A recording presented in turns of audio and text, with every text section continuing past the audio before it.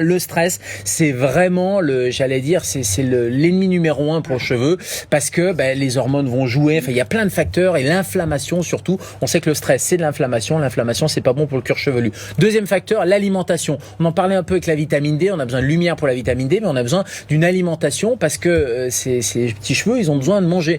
Et pour manger, la vitamine B, ils aiment bien du zinc, ils aiment bien du fer. D'ailleurs, si vous avez une carence en fer, par exemple, eh bien, vous pouvez avoir une accélération de la chute de cheveux. Vous pouvez manger des lentilles, vous pouvez manger des huîtres. On va arriver dans la période des huîtres, par exemple, c'est bourré de zinc et de sélénium. Ça, c'est très bon pour le cheveu, et de la vitamine B aussi. Troisième facteur, les hormones. Dès qu'il y a des variations hormonales, période de l'adolescence, période de la ménopause, périménopause, l'andropause chez les hommes, les hormones vont jouer un peu les montagnes russes. Quatrième élément, la génétique. Évidemment, si vous avez papa, maman et surtout papa qui a une alopécie, généralement c'est assez héréditaire.